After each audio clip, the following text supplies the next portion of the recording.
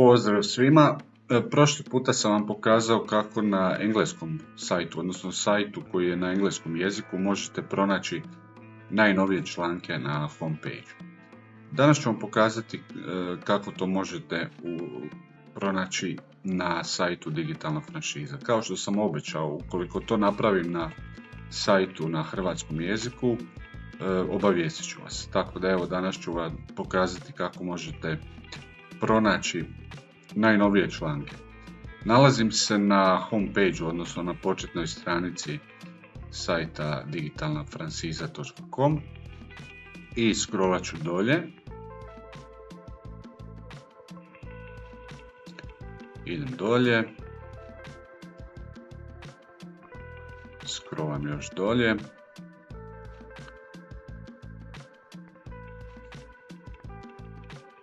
I ispod ovog dijela gdje je video multimedija vidjet ćete najnovije članke. Online poslovanje bez forsiranja, SF algoritam, SF tim zajednica. Dakle, što god bude novi, koji god članak bude novi, oni će se pojavljivati ovdje.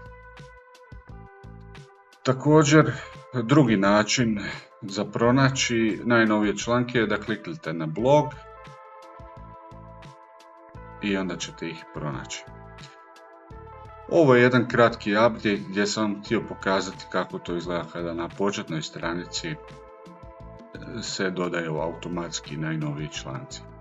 Dakle, idete samo dolje i pri kraju, prije kontakt forme, vidjet ćete najnovije članke.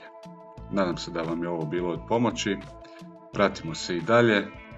Ako vam odgovaraju teme koje obrađujem, slobodno se pretplatite na moj YouTube kanal i vidimo se.